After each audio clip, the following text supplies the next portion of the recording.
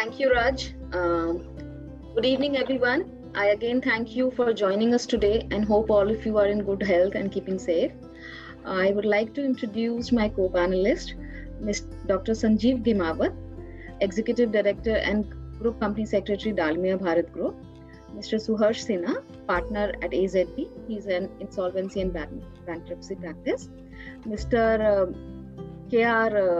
Narayanan, Vishwanarayanan. He is a corporate transaction advisor, having first-hand transaction experiences in companies like India First Insurance, DSP Merrill Lynch Mutual Fund, Birla Life Mutual Fund.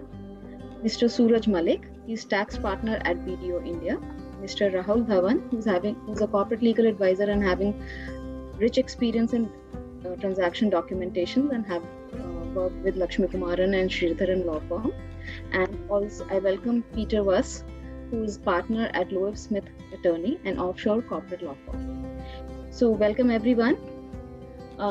Friends, in this third session today, we are deliberating on tax, legal and regulatory aspects of M&A transaction.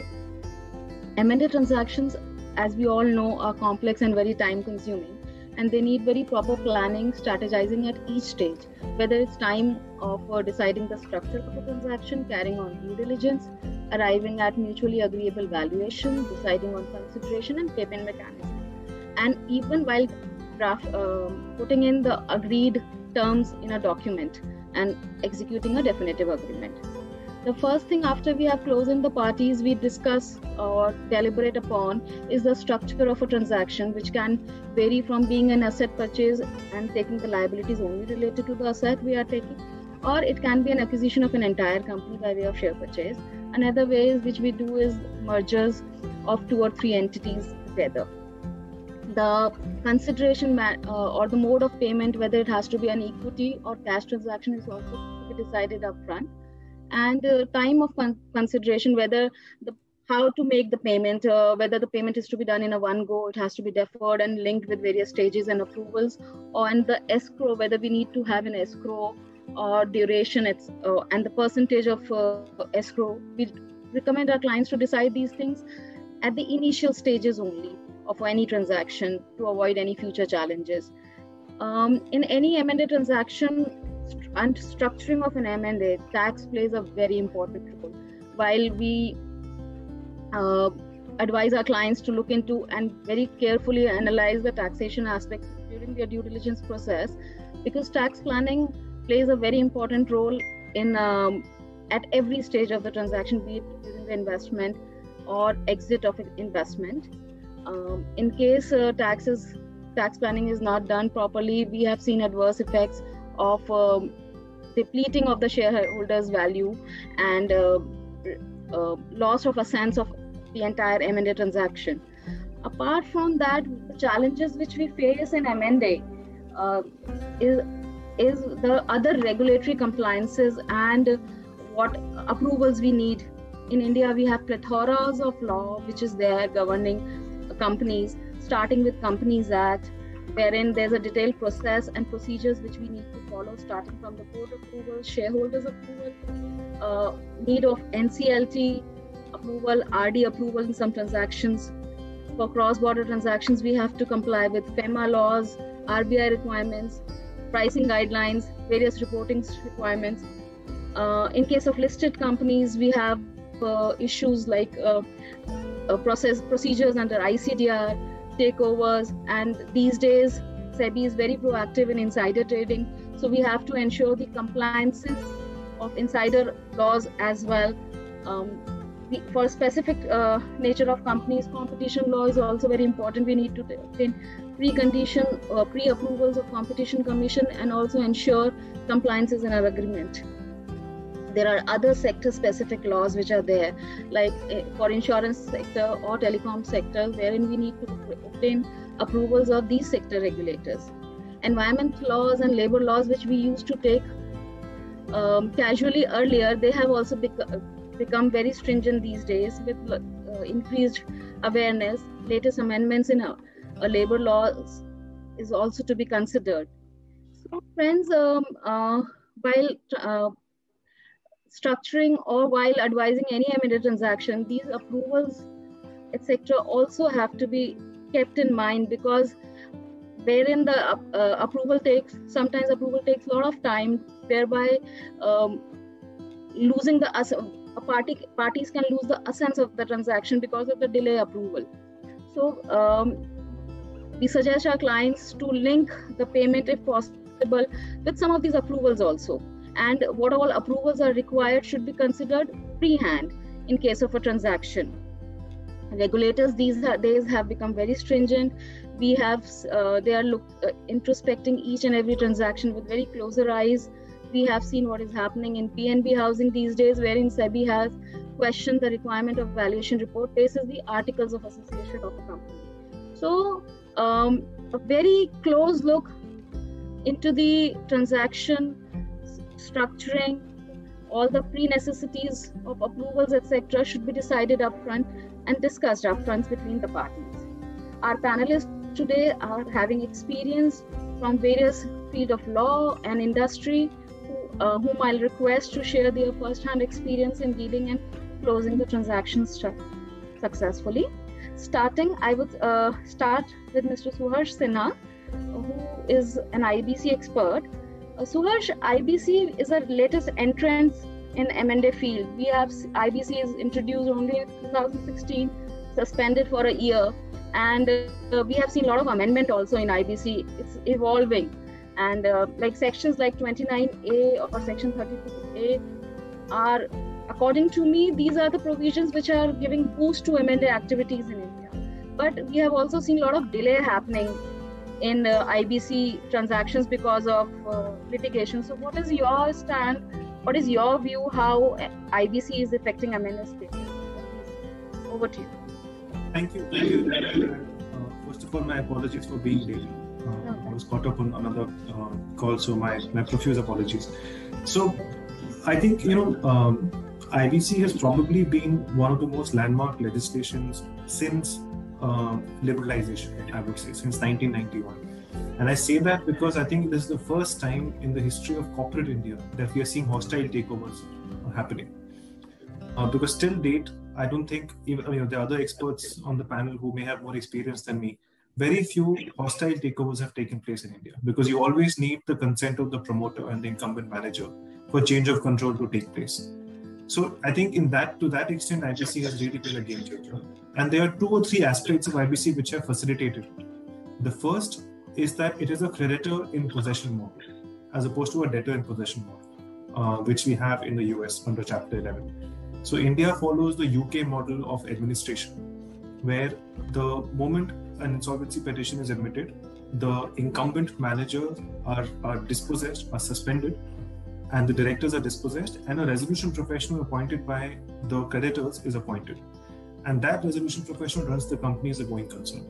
So the primary threat for the managers and directors of the company is actually losing control immediately. It's not as if at the end of the resolution process you may lose control. So the loss of control happens instantaneously. It's just that it's not going to another commercial party, but to a court-appointed resolution professional. Second point to note is that initially when IBC was drafted, Section 29A was not there. I think many of us on the panel would be aware of that. 29A came about because there was a fear of moral hazard. The government felt that what does the IBC do? The IBC effectively crams down all creditors across classes and says that a certain resolution plan is binding on them. It includes not only the financial creditors, it also includes tax dues and regulatory dues and government dues. So the government felt that it would be unfair for a promoter who's errant, who has a poor criminal record, who has been running a company in an inefficient way and has made the company turn the company into a non-performing asset, etc., etc. There are a few disqualifying criteria. For such a promoter to get his own company back at a huge haircut on a clean slate leads to a moral hazard. So that was the genesis of why 29A came about in the first place. So now, if you look at it holistically, the design of IBC ensures that not only does the promoter lose control once the company goes into IBC, but his ability of getting back into the company is also severely restricted, because the disqualifications under Section 29A are not only broad in terms of scope, but it also applies to not only the promoter, but also the promoter's connected persons. So the universe of people who are debarred for those disqualifications is quite broad. So these, as a result of which, we have seen some blockbuster M&A deals. I mean, if you look at some of the large distressed accounts, Essar Steel, Bhushan Steel, Alok Industries, DHFL. I'm currently, in fact, sitting in the DHFL office because we happen to be advising the administrator in DHFL. So these are all accounts which could not have been resolved had IBC not been there. Now, so I personally feel IBC has been a great success when it comes to resolution of large, complex accounts. But Deepika, I totally agree with you. There is huge scope for improvement. And in my view, the scope for improvement comes from the NCLT. So the National Company Law Tribunal, which is the bankruptcy court, there is a huge backlog of cases over there. I feel that there are 2 or 3 reasons why these delays are happening at the NCLT. Number one, the capacity building of NCLT requires to be upgraded. The number of judges I think the maximum number of judges we can have is about 60 or 65, and there's about 33 vacancies. So half the benches of NCLT have not been staffed. Number two, NCLT judges have shown a tendency of interfering in the commercial wisdom of the Committee of Creditors. So design of IBC is that once a restructuring or resolution has been agreed by the lenders, then that is binding on everybody, and the judiciary should not get into commercial matters. They are guardians of process. As far as the process has been followed and you tick all the boxes vis-a-vis the process, they should not go into the commercial fairness of the decision taken by the lenders. But NCLT judges have shown a tendency of doing that, in spite of Supreme Court judges saying that they should not do it. And third, I feel, is that they grant too many adjournments on frivolous grounds.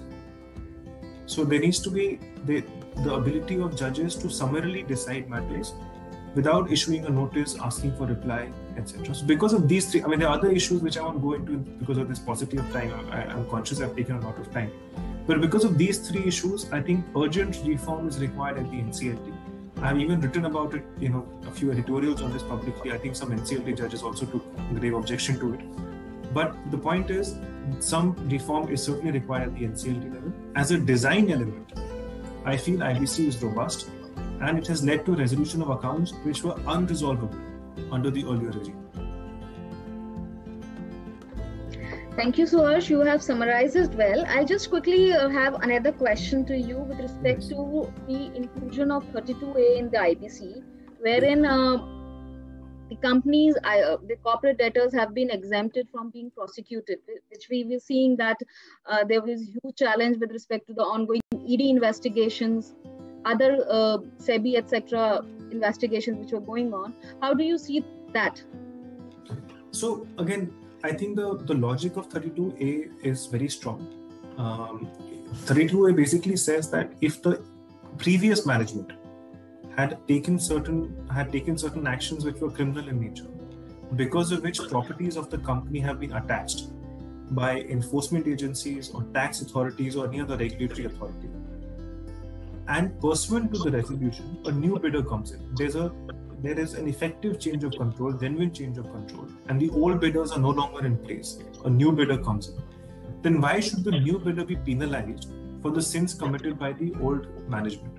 The new bidder should get the company on a clean slate, should get the company with all its assets, and none of the taint should attach from the actions taken by the previous management. So that is the logic of Section 32A. I personally feel the logic is very strong. The issue that I am seeing in practice is that in spite of the fact that 32A is there, enforcement agencies, particularly the ED, in many cases have still taken the ground that the attachment subsists. And this matter, particularly in Bhushan Power and Steel, this matter has gone up to Supreme Court. I'm not aware of the latest order in this matter, but it would be very helpful if the government agencies cooperate. Because at the end of the day, it's one arm of the government, right? It's the Ministry of Corporate Affairs, the MCA, which has passed, which is championing IBC, the Ministry of Finance, which is championing IBC. On the other hand, you cannot have Enforcement Directorate, tax authorities, and other regulatory authorities continuing to attach properties of corporate debtors, even where there is a genuine change of control. So I think the principle is very solid. Its implementation on the ground, I think, requires some sensitization amongst other government agencies. I agree, Suhash. I think Supreme Court judgment will settle this, hopefully settle this for future cases. Sir, moving forward, Mr.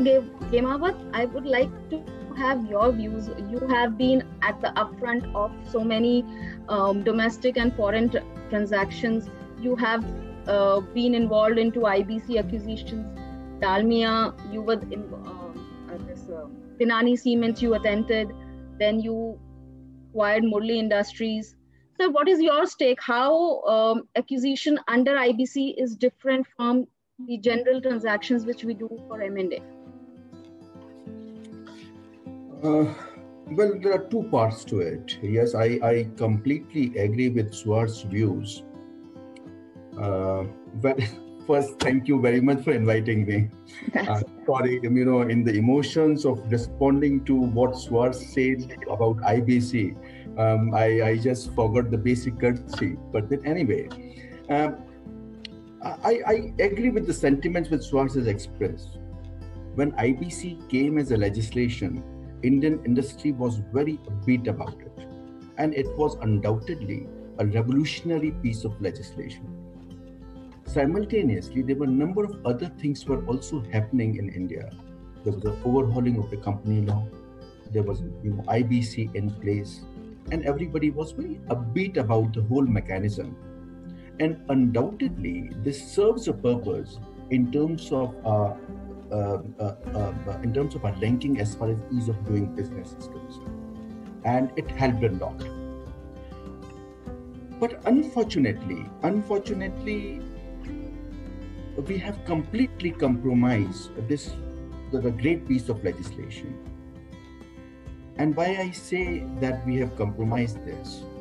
For the simple reason, Suharsh has identified three reasons that why IBC failed in terms of competency, the vacancies of judges. We talked about their getting to the commercial wisdom of it. We talked about adjournments on frivolous grounds. And believe me, there is only one reason for this: quality. The quality of judges was a big issue. The attitude was so negative that the best piece of legislation, they have completely compromised. I agree, these are the instances. Suharsh has given instances. The fact is, a hearing which can take place in 1 day's time, there would be a number of adjournments for that. Even today, if you notice, the courts are not, COVID cannot be an excuse in perpetuity. How can COVID be an excuse in perpetuity when other courts are functioning? But still, how many courts are right now performing to their optimum level? Forget about the best level I'm talking about. Even at the minimum level, they are not operating. So IBC as a piece of legislation was a great piece of legislation.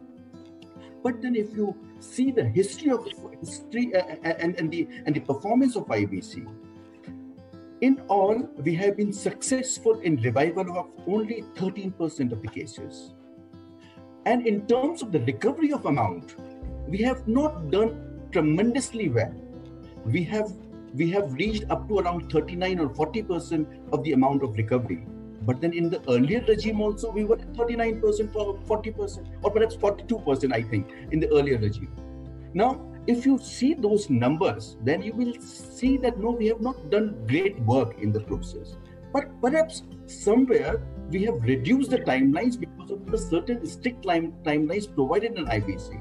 But those, whatever timelines were provided, those timelines were completely compromised in most of the cases. In majority of the cases, timelines have been compromised to the extent that even the liquidation cases, you would be shocked that the liquidation cases gone beyond 1,000 days. I think average was around 460 days or whatever, but yes, then on around 1,000 days. So somewhere there is a fault. There's a fault in terms of the justice delivery system and or the implementation of IBC. But then it doesn't stop here. What the Indian industry is suffering. Indian industry, when an acquirer comes, well, of course, I will give a brief comment on 29A and 32A as well. But then largely, Today, we don't have acquirers in the market because most of the acquirers who were having those financial capabilities or the other capabilities, they themselves are under bankruptcy. So how many acquirers we have in the Indian industry today? Very few, very limited. Above all, then we have compromised as far as the justice delivery system is concerned in terms of delays. And so, to the extent, the value as far as asset is concerned, that would go absolutely down. Now, the example is that the Swartz did mention that creditors in control concept. This IPC piece of legislation is creditors in control. And I think there lies the basic fault. That a creditor, if suppose he takes over the company, his interest cannot be the revival of the company. His interest is to encash his money, to recover as early as possible. Famous English saying that a bird in hand is better than two in the bush. And obviously that principle would get applied. So basically, if you notice, the creditors in control concept cannot be the revival of the company. But then I am happy because these laws get evolved. Laws are evolving. Today, when I say that if the Supreme Court says that no guarantors would be liable, yes, that particular position where the guarantors are liable, and coupled with a change in the legislation, the pre-packaged, insolvency today, what we are having. Now, today, it might be for the MSME sector, but then tomorrow, if suppose that gets spread to all the sectors, then there would be a situation that there would be creditors in control and debtors in possession. And that would be the time that there would be a period whereby debtors or the guarantors, they would do something about revival of the company. And perhaps that would be the solution. Solution lies somewhere there. I differ with this particular concept of Section 29A. 29A perhaps might be relevant in those kinds of situations where there's a growing market, where there are so many takers available in the market. Now, 29A doesn't address what are the genuine lapses or the genuine failures and the not so genuine failures. I think unless you make that distinction and then you debar people from in terms of entering the market, I think this would be unfair to the industry. This would be unfair to even the economic growth of the nation. Swartz did point out, and I think you asked that question on 32A. The fact remains, one is the Indian industry suffers because of the the justice delivery system. There's a delay, there is no accountability, there's an attitudinal problem, there's no quality of judges at times. At the same time, when you implement these plans at the level of various states, Mofussil areas, districts, and various other locations, the fact is, there is no combined feeling of making this a success, that the revival is the objective of all. And the revival, when I say revival is the objective of all, if a revival happens, state government would get revenue. But then are they really concerned about it?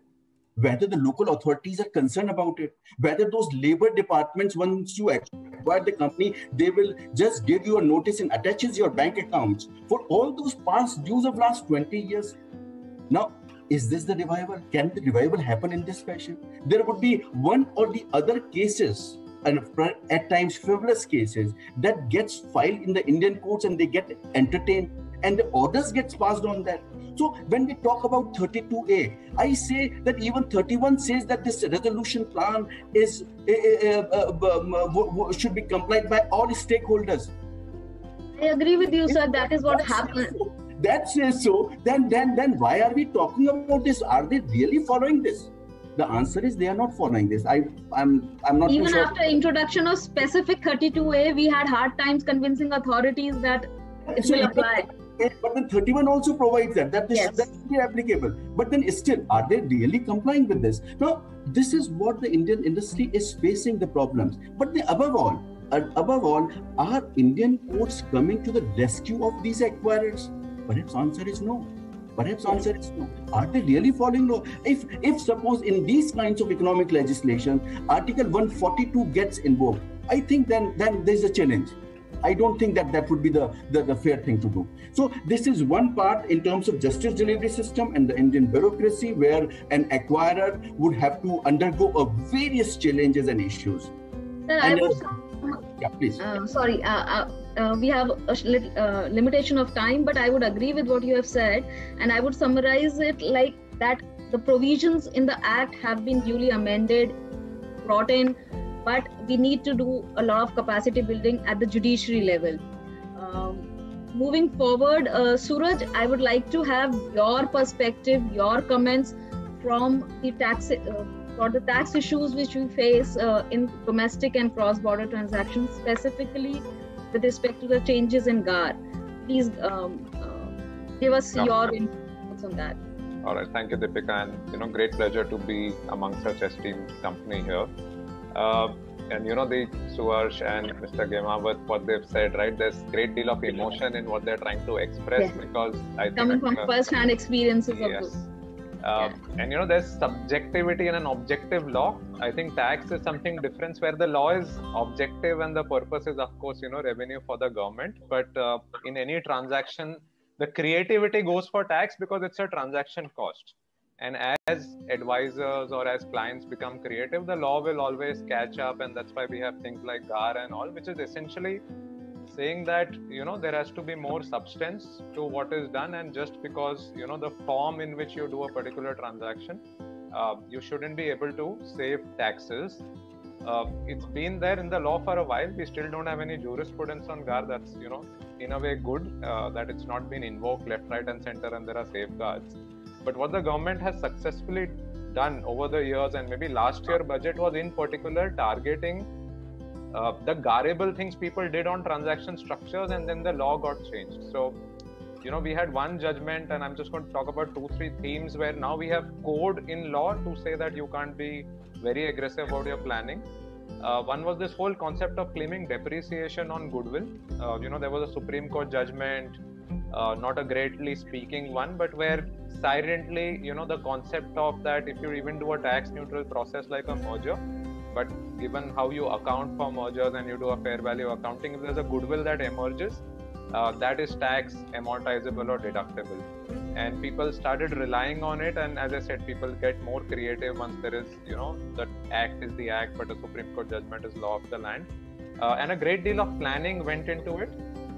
Today, when the law is changed, the collateral damages, while the law clearly says you can't get depreciation on goodwill, they've taken it now because the lawmaker is playing catch up. They've also said even if you pay in a slum sale or in a carve-out situation, an acquired goodwill is no longer depreciable. So the revenue authorities have taken it to the other extreme now, and that is what the code is. Similar thing, like we had this whole concept of slum sale, right, which was made. There were changes in law which was taxable. And people got into the territory of, what is not a sale. Let's say it's an exchange where you do the consideration is not in monetary terms. And again, we had jurisprudence coming in at High Court level as well to say that what is an exchange is not a sale, so you can't tax it. What has happened in law now is that they've clearly specified that irrespective of the mode of the consideration, if there is a sale, there is a taxable event and you need to pay on tax. So really the substance is what the law is trying to clarify, that you need to look at, and not just the form or not just the consideration in which you have particularly conducted the transactions. Even within slum sale, when people would have, in the past, we have anti-avoidance provisions that you can't transfer shares below a particular value, and there are rules, and there are anti-avoidance provision in relation to transferring land and other stuff. People used to often package this as part of slum sales and claim that the particular rules or the valuation principles didn't apply when you packaged a land or a share as part of a slum sale. And again, the change that not GAAR but the law itself brings in today, that now if there are any of these components that are part of an undertaking, whether it is land and building, whether it's shares, securities, etc., there is a de minimis deeming value that you need to consider to price your slum sale. And this is, impacting a lot of internal transactions. Let's say within a group, people used to take shelter of, the fixed determinate consideration. That is slightly behind us now. So case laws are emerging. I don't think GAAR is something that people should be overly concerned about. It is just the government telling people that, don't get over aggressive and, follow the law in spirit. And some of these changes, because of judicial precedents, I think the trend is going there to clarify it. The good part is none of these changes are retrospective anymore. So a lot of this is prospective. So all the plannings that went into a past, I mean, there are people who are rejoicing also that at least we will not be under litigation for the past planning, and that is legit to an extent. So that I see as a positive thing. Earlier we had situations where when the law changed, it went back 50 years, and you never knew what could come and hit you. So there is more certainty for sure, including certainty on some of the IBC related tax issues, right? Those things have got progressively clarified in terms of write back of liabilities and tax losses, etc. Thanks, Suraj. I think this retrospective, not being retrospective, is a great relief for the international investors as well. There's a kind of a certainty in the environment to that aspect. Another aspect which becomes important is with respect to the so-called tax havens. Peter, I would like your inputs. Peter is joining us from Cayman Islands, and he is an expert in cross-border transactions and economic substance regime in BVI and Cayman Island. So, Peter, how these changes in these economic substance regime is affecting the cross-border transactions? How do you see that? And if you can just also explain a little as to what is economic substance. Sure, of course. Well, thanks very much for having me. I wish I was located in sunny Cayman Islands, but unfortunately I'm based in Hong Kong. Oh, sorry for that. No, not at all. You did get my hopes up a little bit. So I think it's fair to say that, in terms of offshore jurisdictions such as the BVI and the Cayman Islands, they will continue to be hugely important in terms of the Indian market. There's always talk of tax havens, how they will cease to be popular and how they will cease to be important. But actually, if you look at the numbers and statistics, specifically in terms of the Indian market, then I think you will find that they speak for themselves. So I just looked at the stats for 2019 to 2020 compared to the year prior, and I found that actually a total of $3.7 billion was invested into India through Cayman companies, which is actually up 267% from the year before. And the BVI pushed in with a total of $262.5 million in 2019 to 2020, up from $46 million in the year before. Now, I'm not saying that the BVI and the Cayman Islands are the most important offshore jurisdictions for India, because we all know that Mauritius and Singapore are probably the number one and the number two. But I think those, figures are really reassuring in terms of addressing concerns that people might have that offshore is going away anytime soon. I don't think it is. Now, you mentioned economic substance in your question. I think this is one of the reasons why investors, financial institutions, and so on and so forth have been pessimistic about, the involvement of BVI and Cayman in a market like India. For those of you that are not too familiar with the economic substance regime, it's basically something which was pushed forward by the EU and the OECD about 2 to 2.5 years ago to address base erosion and profit shifting. So in other words, the shifting of profits from jurisdictions such as India to offshore tax centers like the BVI and the Cayman Islands, purely for the purposes of avoiding tax. Because of course, those jurisdictions have either very low or little taxes, and the entities which would typically move their profits to those locations would have no substantial activities in those jurisdictions anyway. So it was a challenge. The EU and the OECD really pushed to tackle these issues. How did they do that? Well, they did that by starting to blacklist member states which didn't want to comply with their regulations. As a consequence of that, many offshore financial centers now, such as the BVI and the Caymans, have introduced economic substance legislation in order to avoid being blacklisted. And The enforcement remains untested because the regime is still new, but the penalties for not complying can run into hundreds of thousands of US dollars. So this is really important. And the rules basically say that if you have BVI or Cayman entities conducting certain types of activities, then you need to have physical substance in the BVI or the Cayman Islands. And that could mean having physical office space there, having employees with appropriate qualifications, generating expenditure there. And I think it's for those reasons that, you know, many investors, financial institutions, etc., have been pessimistic about the survival of offshore jurisdictions. Now, if you look at the legislation, though, it is quite commercial and it is quite pragmatic. And I say that because it recognizes the reality that many offshore companies are used for holding purposes, or alternatively, they are used as investment funds, particularly in the Cayman Islands. And in those instances, the requirements under the economic substance legislation are significantly reduced. And so actually, it's relatively easy to comply with it in those cases where you're looking at holding companies, and actually investment funds completely fall outside the scope of the economic substance legislation. Now, there was some concern recently because I think it was on the 30th of June that the legislation was amended in both jurisdictions to capture partnerships. And so there was quite a bit of panic in terms of, you know, clients who've historically used partnerships in our jurisdictions, that all of a sudden they need to comply with these really onerous requirements. But actually, for those of you familiar with offshore jurisdictions, you know, you will be aware of the fact that partnerships are mostly used in investment fund structures. And again, the legislation is quite pragmatic because it realizes that there are genuine reasons for using these jurisdictions other than tax evasion.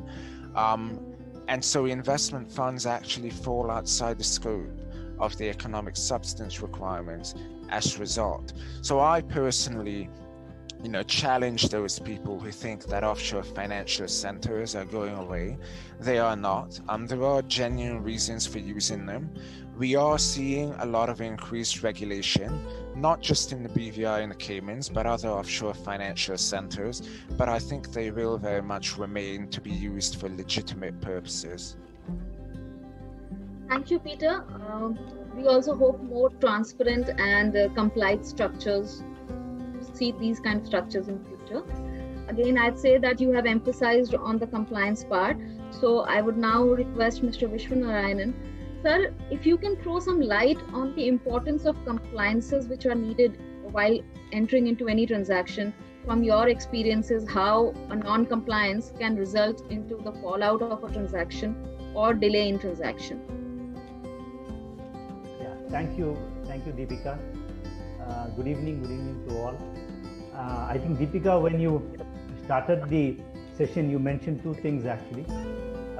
In a deal, right from the beginning till the end, regulatory and compliances are very important. Otherwise, it could be right. The second one which you said is about the sector-specific regulatory, which is more important in certain specific industry, which probably I can touch base. We can look at life insurance companies actually, which is predominantly have a different set of accounting also. Though it's covered under the Companies Act, the entire valuation at the time of the IPO or the subsequent unlisted companies also have to go through a embedded value calculation, which is the EV calculation in the regulator IRDA looks into every liability. The liability is the entire policyholders kitty, which is managed by the insurance company. And IRDA plays a great role to ensure that both for consolidation, merger acquisition, as well as for an IPO, the calculation is exactly as required by the actuary. This is not only done by the internal actuary. There are a lot of professional firms in the country who carry these embedded value calculations to look at the liability in the balance sheet. So that is one. In the last few years, we have seen 3 life insurance company which has got listed, which is the large names, which is ICICI, HDFC and SBI. We have seen in the general insurance, one of the government New India Assurance got listed and ICICI Lombard got listed. And the health, none of the companies have got listed. Mergers and acquisition has happened more in the general insurance sector. On the life insurance sector, there has been no merger at all. But in public domain, everybody is aware of one merger and acquisition, which was between 2 large companies, which is HDFC and Max Life Holding Company. It did not go through more because it didn't get the approval of IRDA. Okay, it took more than 1.5 years, and at the end, the delay didn't happen. For various Insurance Act 1938 has got a lot of restriction on these kind of mergers which takes place. So M&A becomes very much regulatory approved by the IRDA. That is one.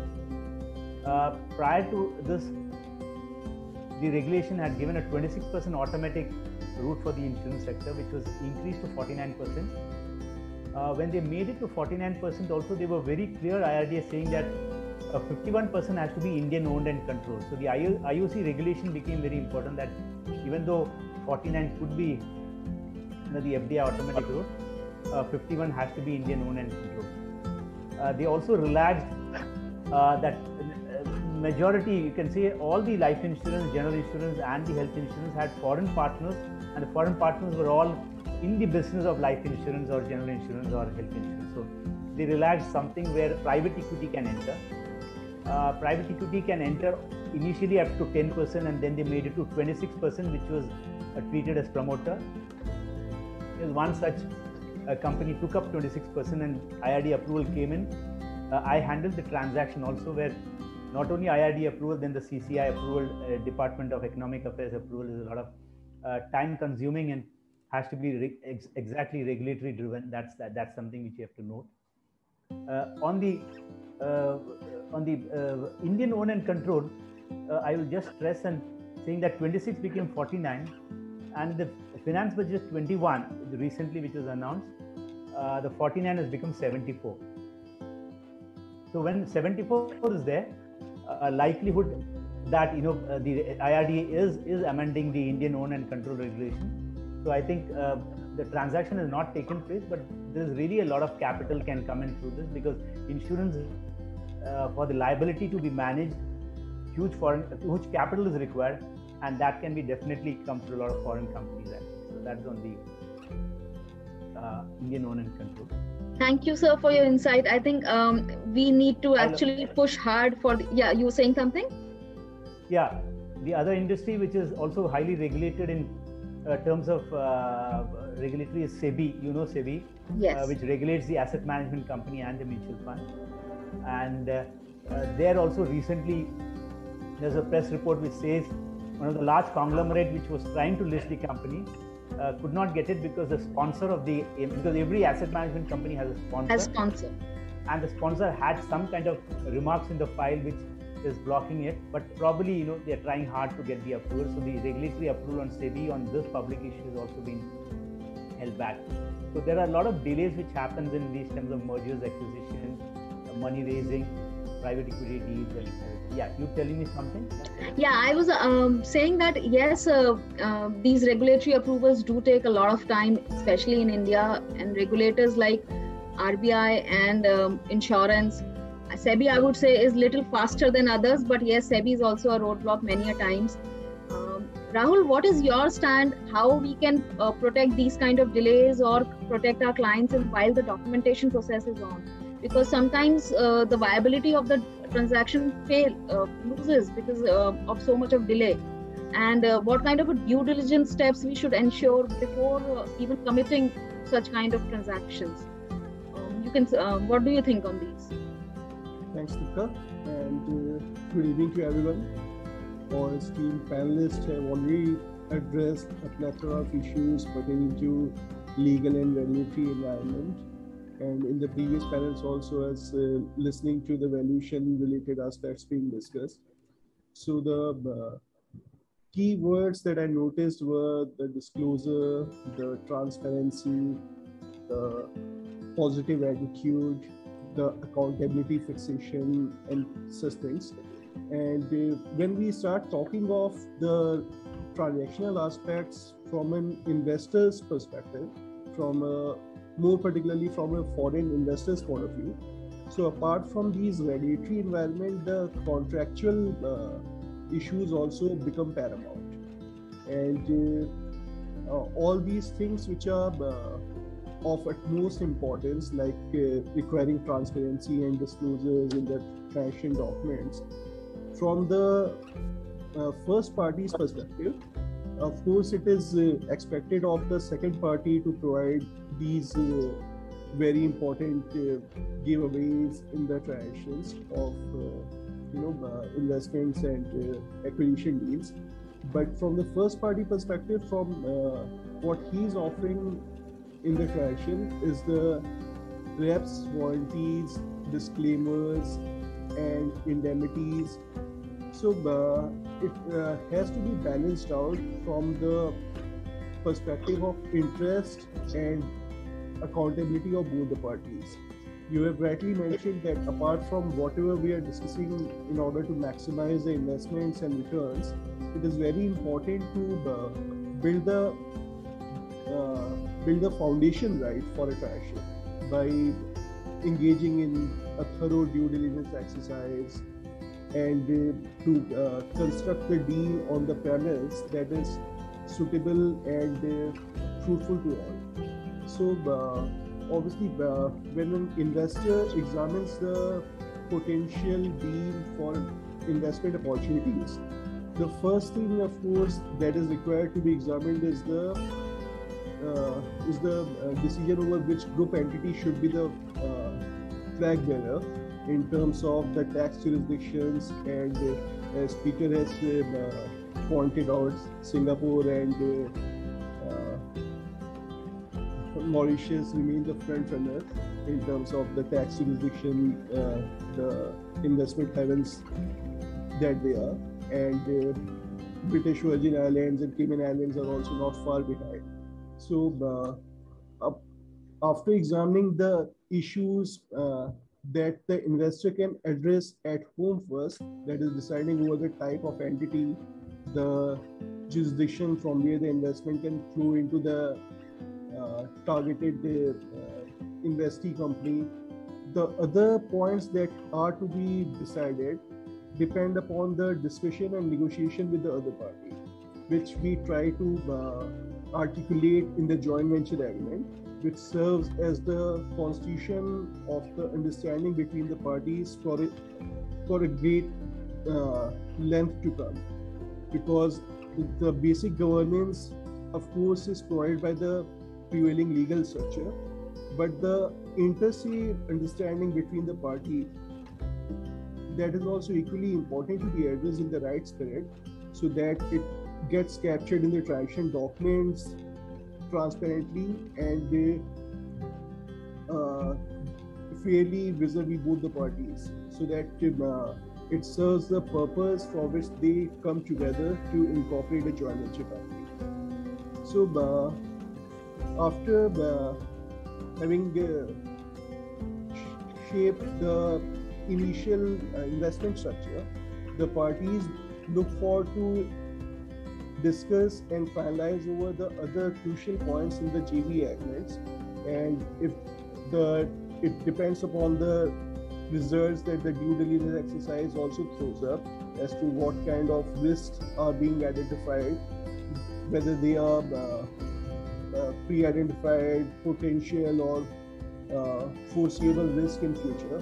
So that paves the way for determination of the overall valuation and pricing for the stakes to be involved. So obviously, either they can cover those risks by incorporating suitable reps, warranties, and indemnities in the agreement, or it affects the acquisition price in case of the investor coming in. If the project is already set up and it contains risks that cannot be overlooked, even while additional investments being brought in, they can't be repaired to the fullest extent.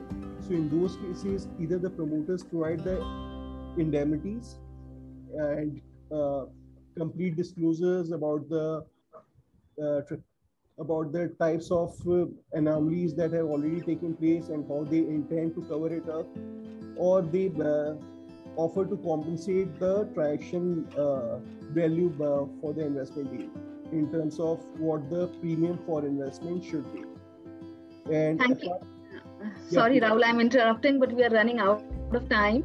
And I totally agree with you that reps and warranties and indemnity clauses are to be carefully drafted. I just like to add that even the material adverse effect clause has to be taken into consideration, and we should consider that what kind of approvals and delay in approvals can cause adverse effect on the company or the transaction, and incorporate it accordingly.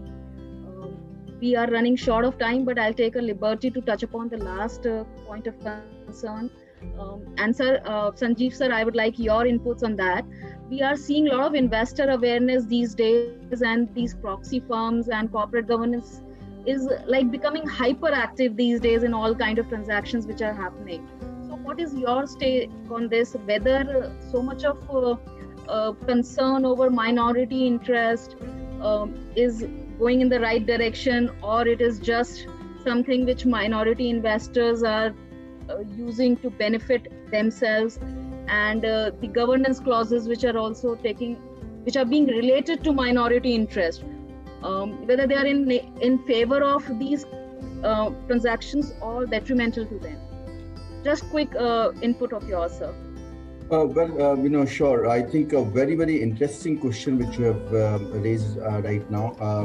And very briefly, let me tell you that from a proxy firm standpoint, if somebody is analyzing the data and demonstrating this, that certain things are being done nicely, certain things are not being done nicely, or in a fair manner, if somebody is assessing any company's performance, its governance structure, its practices, etc., nobody would have any objection to that. And of course, as the market is growing, you will find number of proxy firms of this nature who would be giving that assessment. But the difficulty is not that. That assessment can be fair at times, that may be motivated one. So that is one part of it. The interesting element in this is the so-called minority shareholder, which you just mentioned about. These so-called minority shareholders with their own motivated interest, vested interest, they would be filing one or the other applications in the courts, and those get entertained. They don't have the legal right to file that, but then still those gets entertained. And to the extent, and I have observed this, for example, it's an established law today, and that Mafatlal Industries case, that the courts would not be getting into the valuation aspects. There would be certain decisions on these issues that, yes, at times court has, even otherwise, despite of that established law, the courts have, passed orders with regard to valuation, with regard to any merger scheme. That also there are, stray examples of this nature. But then you will be amazed and shocked that those people who are not even having the right to, file petitions, they are not even shareholders, but they're under one pretext or the other, they filed some application. Legally, they don't have any right, they are not 10% shareholder, etc. But then they would file. Schemes have been set aside by the courts. Schemes have been set aside by the courts that no, because of their interest is getting impacted. Now, what they present, how they appreciate, and that's the reason why we said that the quality of judges is very important, the attitude is very important. Why are they getting into this? Is not a mechanism of equity, it's a mechanism of a contractual arrangements at times. So I think there we face a lot of problem. Indian industry is facing a lot of problem that these things get entertained and adverse and negative orders get passed. Thank you so much, sir. I would say that it has been an interactive, good interaction and very insightful one. We have learned about IBC, about taxations issues in the transaction, result of delays and approvals, and also the importance of documentation and various clauses in documentation. We have briefly touched upon these topics, and I think we will all agree that at this level, at a judiciary level, a lot of capacity building is needed, though there is little we can do about it.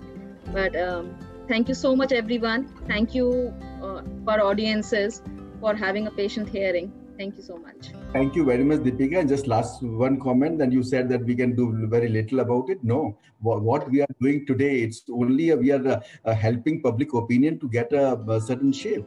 And so we are doing a nice work. And I think let's keep on doing this. Thank you very much for inviting me. It was, it's indeed an interactive session. Thank you very much. Thank you, Deepika. Thank you for the Thank you.